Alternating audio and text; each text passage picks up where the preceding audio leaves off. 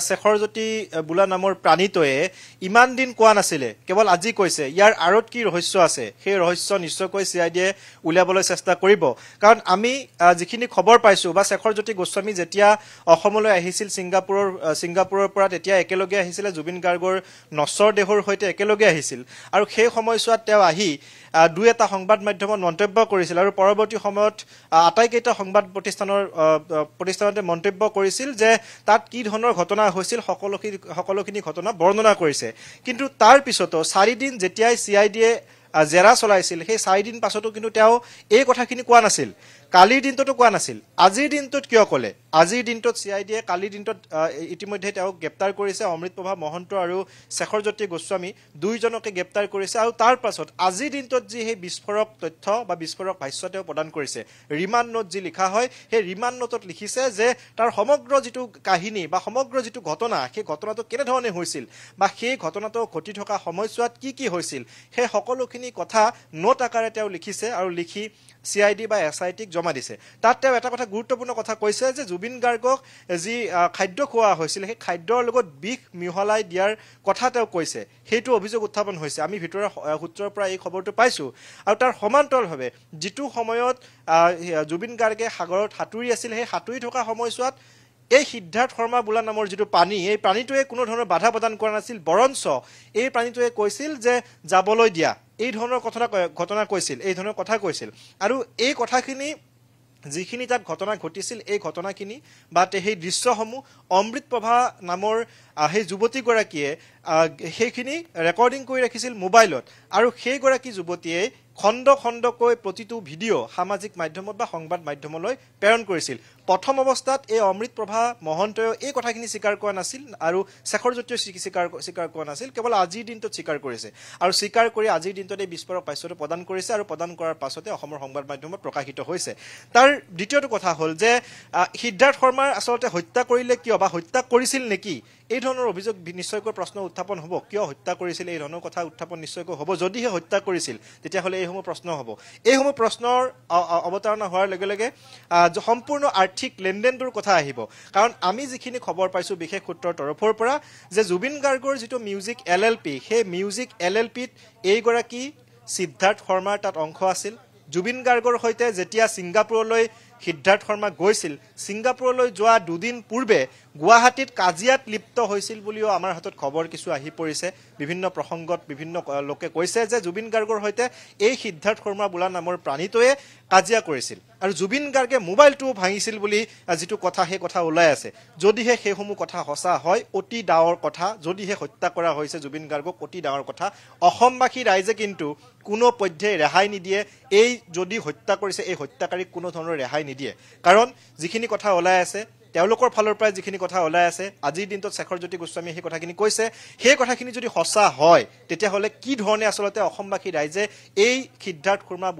বোলা প্ৰাণীটোক কেনেধৰণে আচলতে চাব বা কেনেধৰণৰ শাস্তি দিব, সেয়া কিন্তু অসমৰ ৰাইজে নিশ্চয়কৈ ৰূপম দলৈ যদি এই কথা সঁচা প্ৰমাণিত হয়, তেনেহ'লে এয়া হৈছে একেবাৰে অক্ষমনীয় এটা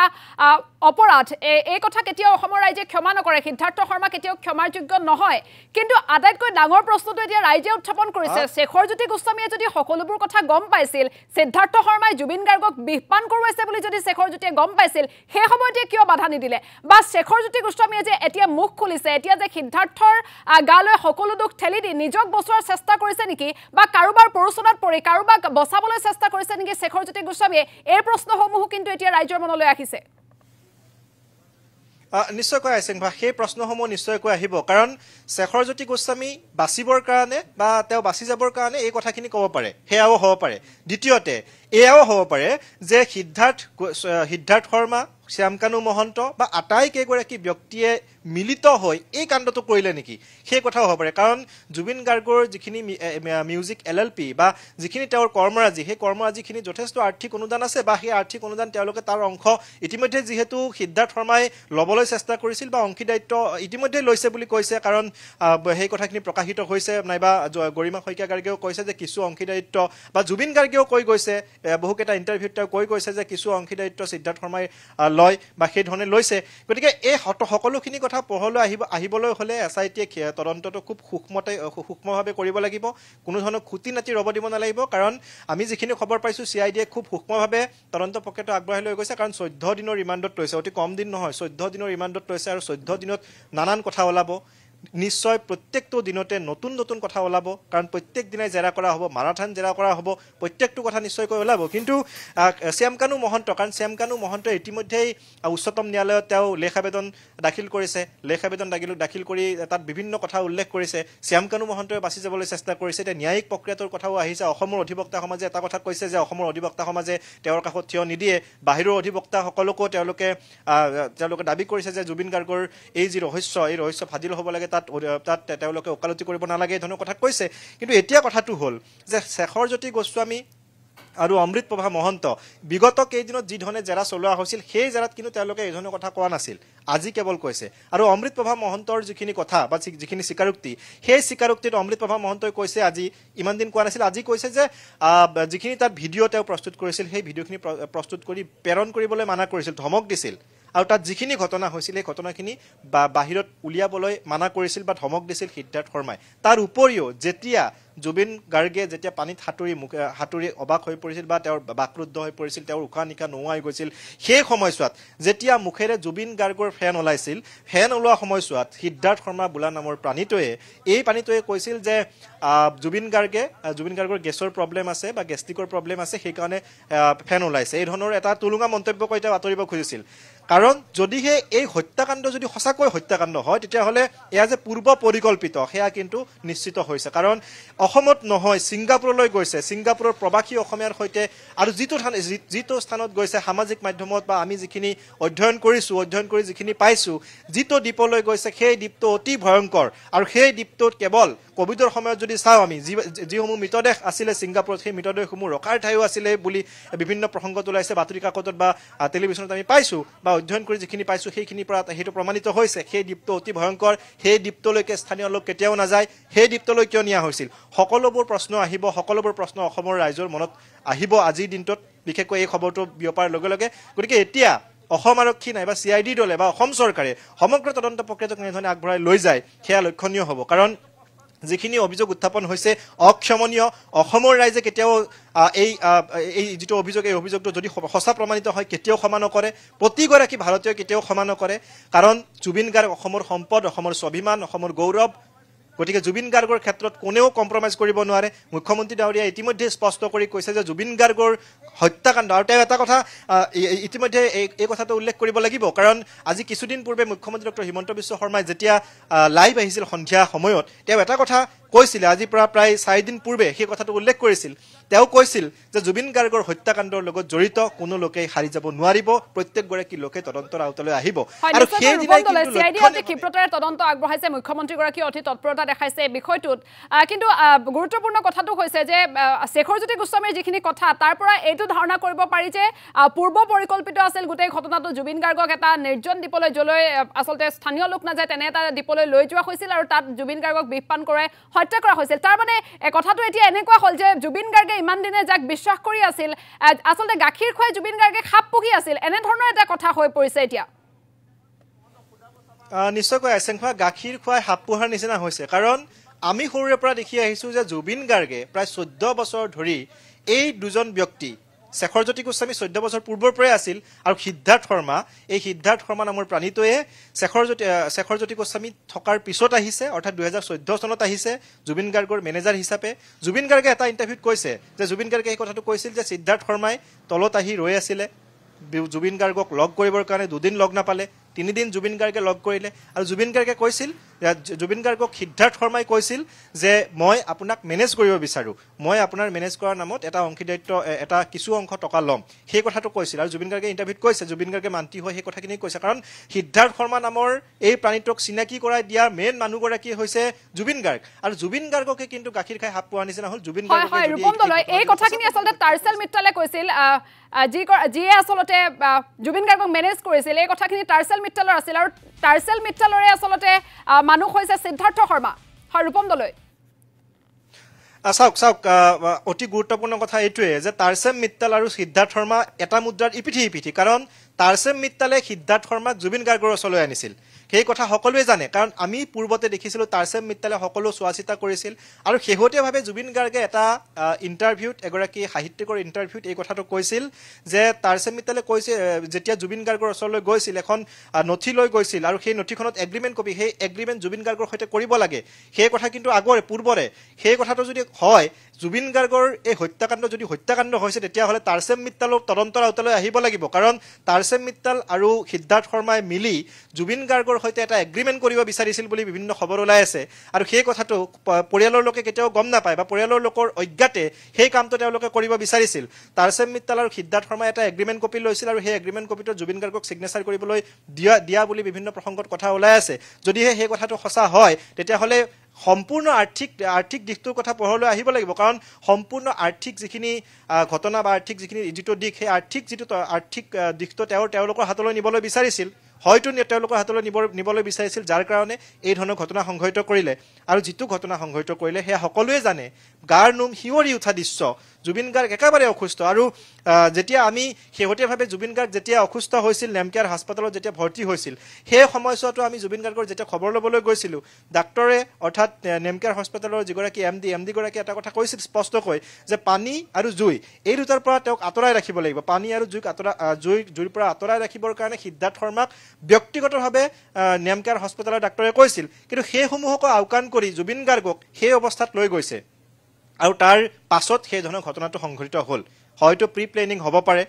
হয়তো পূৰ্বৰ পৰাই তেওঁলোকে পৰিকল্পনা কৰি আছিল আৰু পৰিকল্পনা অনুসৰি সেই যিটো দ্বীপ য'ত মানুহ নাযায় সেইটো কথা এতিয়া আচলতে অসমৰ ৰাইজে কৈ আছে যে কেৱল ডেগাৰে হানি খুচি হত্যা কৰিব নালাগে যিহেতু সিদ্ধাৰ্থ শৰ্মাই গম পাইছিল বা শেখৰজ্যোতি গোস্বামীও নিশ্চয় এই কথা অজ্ঞাত নাছিল যে জুবিন গাৰ্গক পানী আৰু জুইৰ পৰা দূৰত ৰাখিব লাগে এই কথা জনাৰ পাছতো অসুস্থ মানুহ এজনক যেতিয়া লাইফ জেকেট নোহোৱাকৈ পানীত নামিবলৈ উৎসাহী কৰা হয় তেওঁক উচতাই দিয়া হয় সেয়াও এক প্ৰকাৰৰ হত্যাকাণ্ডই নিশ্চয় সেয়াও এক প্ৰকাৰ হত্যাকাণ্ড কাৰণ আমি জুবিন গাৰ্গৰ আমাৰ সংবাদ মাধ্যমৰ সকলোৰে সৈতে এটা ঘনিষ্ঠ সম্পৰ্ক আছে জুবিন গাৰ্গৰ বিষয়ে সকলোৱে জানে জুবিন গাৰ্গে যেতিয়া অনুষ্ঠান পৰিৱেশন কৰিবলৈ যায় সকলোখিনি দায়িত্ব অৰ্পণ কৰা হয় শেখৰজ্যোতি গোস্বামীক ষ্টেজৰ যিখিনি দায়িত্ব সেই দায়িত্বখিনি প্ৰদান কৰা হয় শেখৰজ্যোতি গোস্বামী আৰু সিদ্ধাৰ্থ শৰ্মাক শেখৰজ্যোতি গোস্বামীয়ে সকলো বাদ্যযন্ত্ৰী যিসকল থাকে সেই বাদ্যযন্ত্ৰীসকলৰ সকলো দিশটো তেওঁ চোৱা চিতা কৰে আৰু শেখৰজ্যোতি গোস্বামীক ইমানেই বিশ্বাস কৰিছিল যে জুবিন গাৰ্গে যেতিয়া নতুনকৈ ষ্টুডিঅ' জোনালীত তেওঁ স্থাপন কৰিছিল সেই ষ্টুডিঅ'টো নিৰ্মাণ কৰোঁতে তাত সকলোখিনি যি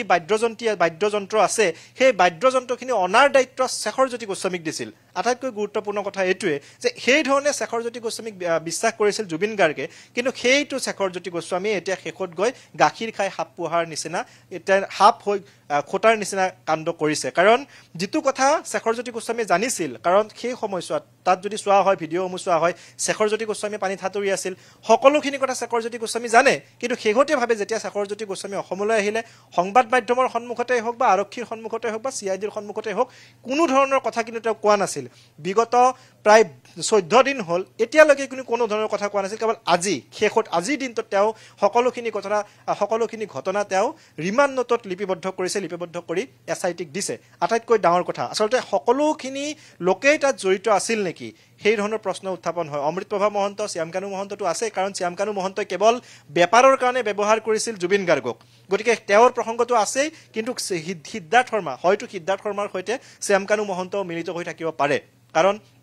ইয়াৰ পৰা লৈ যোৱাৰ যিটো প্লেনিং ইতিমধ্যেই জুবিন গাৰ্গৰ যিসকল সহযোগী সেই সহযোগী একাংশই এতিয়া মুখ খুলিছে তেওঁলোকে কৈছে যে জুবিন গাৰ্গৰ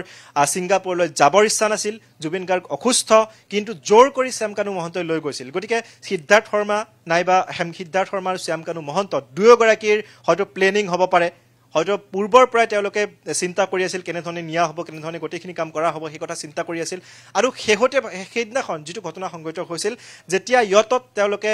সেই দ্বীপটোলৈ যাত্ৰা কৰিছিল এক প্ৰকাৰ মৃত্যুদূতৰূপী সেই যিটো দ্বীপ সেই দ্বীপটোলৈ যাত্ৰা কৰিছিল সেই দ্বীপটোত গৈ কি ধৰণৰ ঘটনা সংঘটিত কৰিছিল আমি যেতিয়া ভিডিঅ'সমূহ দেখোঁ সেই ভিডিঅ'সমূহ দেখিলেই অনুমান কৰিব পাৰি আচলতে গাৰ নোম শিৱৰি উঠে আৰু জুবিন গাৰ্গৰ দৃশ্যটো দেখিলেই হয়তো প্ৰতিগৰাকী লোকে এতিয়াও কান্দিব কাৰণ জুবিন গাৰ্গ একেবাৰে অসুস্থ আছিল আৰু সেই অসুস্থ থকা সময়ছোৱাত সিদ্ধাৰ্থ শৰ্মাই কিন্তু মানা নকৰিলে যাবলৈ দিলে আৰু সেই সময়ছোৱাত শ্যামকানু মহন্তই কি কৈছিল শ্যামকানু মহন্তই কৈছিল যে তেওঁক নাজানে বা তেওঁ এখন বেলেগ মিটিঙত তেওঁ আছে তেওঁ সকলোখিনি কথা নাজানে আৰু পৰৱৰ্তী সময়ত যেতিয়া সংবাদ মাধ্যমৰ দুটা সংবাদ মাধ্যম তালৈ গৈছিল আৰু তেওঁ ভাষ্য প্ৰদান কৰিছিল শ্যামকানু মহন্তই সেই সময়ছোৱাত কিন্তু শ্যামকানু মহন্তৰ মনত অলপ দুখ বেজাৰ আমি দেখিবলৈ নাপালো তেওঁৰ সিৰিয়াছনেছ নাছিল গতিকে সেই ধৰণৰ গোটেই ঘটনাটোৱে খুবেই ৰহস্যঘন হৈ পৰিছে আৰু যেহেতু আপুনি সাংবাদিকৰ কথা উল্লেখ কৰিলে কেইবাজনো সাংবাদিকক CID-য়ে তলব কৰা বুলি আমি জানিব পাৰিছো এই সন্দৰ্ভত কি আপডেট আছে আচ্ছা বহুকে ইতিমধ্যে 2-3 গৰাকী সাংবাদিকক ইয়ালৈ মতা হৈছিল যিকেগৰাকী সাংবাদিকে সেই স্থানলৈ গৈছিল বা সেই যিটো অনুষ্ঠানলৈ গৈছিল উদ্যোগীও আছিল তাতে আৰু সেই সকলক মতা হৈছে সেই সকলক মাতি তেওঁলোকৰ মোবাইল ফোনসমূহ জব্দ কৰা হৈছে আৰু সেই মোবাইল ফোনসমূহ জব্দ কৰি কাৰণ তেওঁলোকৰ তাতে মোবাইল ফোন কেইটাত ভিডিঅ'সমূহ আছিলে সেই যিটো ঘটনা সংঘটিত হৈছিল সেই ঘটনাটোৰ ভিডিঅ'সমূহ তেওঁলোকৰ তাত আছে আৰু সেইবাবে মোবাইল ফোনসমূহ জব্দ কৰিছে বা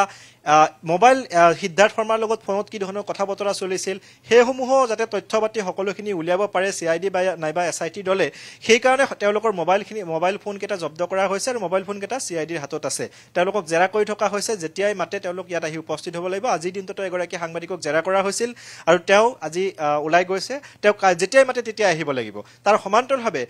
আটাইতকৈ লক্ষণীয় কথাটো হ'ল যে অসম এছ'চিয়েশ্যনৰ যিকেইগৰাকী লোক আছিল তাৰে 6 গৰাকী লোক এতিয়াও কিন্তু ইয়ালৈ অহা নাই কাৰণ 6 তাৰিখৰ পূৰ্বে ইয়াত আহি উপস্থিত হ'বলৈ মুখ্যমন্ত্ৰীয়ে হকিয়নি দিছিল CIDয়ে হকিয়নি দিছিল SITয়ে হকিয়নি দিছিল কিন্তু এতিয়ালৈকে 6 গৰাকী লোক কিন্তু এতিয়াও আহি উপস্থিত হোৱা নাই আমিও ব্যক্তিগতভাৱে কথা পাতিবলৈ চেষ্টা কৰিছিলো যে তেওঁলোক আহিব নে নাহে কিন্তু তেওঁলোকে কোনো ধৰণৰ উত্তৰ দিব নিবিচাৰে তেওঁলোকে কেৱল ফালৰি কাটি যায় গতিকে সেই লোকসকলেও সমগ্ৰ ঘটনাটো জানিছিল নেকি হেয়াও আপোনাক এই মুহূৰ্তত ধন্যবাদ জ্ঞাপন কৰিছো আপুনি এই সন্দৰ্ভত বিস্তৃত ৰূপত আমাক জনাইছে আৰু আমি দৰ্শকসকলক ইতিমধ্যে জনাইছো যে শেখৰজ্যোতি গোস্বামীয়ে ইতিমধ্যে CIDৰ জেৰাত বিস্ফোৰণ ঘটাইছে যে সিদ্ধাৰ্থ শৰ্মাই জুবিন গাৰ্গক বিষপান কৰোৱাইছিল বিষ মিহলাইছিল খাদ্যত এনে ধৰণৰ বিস্ফোৰণ ঘটাইছে শেখৰজ্যোতি গোস্বামীয়ে কিন্তু শেখৰজ্যোতি গোস্বামীৰ এই কথাসমূহ কিমান দূৰ সঁচা প্ৰমাণিত হয় সেয়া পৰৱৰ্তী সময়ত লক্ষণীয় হ'ব কিন্তু শেখৰজ্যোতি গোস্বামীয়ে CIDৰ জেৰাত যিসমূহ কথা আজি উল্লেখ কৰিছে যিসমূহ বিস্ফোৰণ ঘটাইছে সেয়া যদি সঁচা হয় তেনেহ'লে এয়া খুবেই ভয়ংকৰ কথা কিন্তু তাৰ মাজতে এটা প্ৰশ্ন উত্থাপন হৈছে কাৰণ জুবিন গাৰ্গৰ মৃত্যু হোৱা 14টা দিন পাৰ হ'ল এতিয়ালৈকে আজিৰ দিনটো পৰ্যন্ত শেখৰজ্যোতি গোস্বামীয়ে কিয় মুখ খোলা নাছিল কিয় তেওঁ সাংবাদিকৰ আগত মিছা কথা কৈ আছিল কিয় তেওঁ 4 ডাককৈ দিন তেওঁক CIDয়ে জেৰা চলোৱাৰ পাছতো সিদ্ধাৰ্থ শৰ্মাৰ বিৰুদ্ধে এনেধৰণৰ বিস্ফোৰণ ঘটোৱা নাছিল কালি তেওঁ গ্ৰেপ্তাৰ কৰাৰ পাছত 14 দিনৰ CIDৰ জিম্মাত লোৱাৰ পাছত আজিহে তেওঁ কিয় এই কথা উল্লেখ কৰিছে সেয়াও কিন্তু প্ৰশ্ন এতিয়া ৰাইজৰ মনত আছে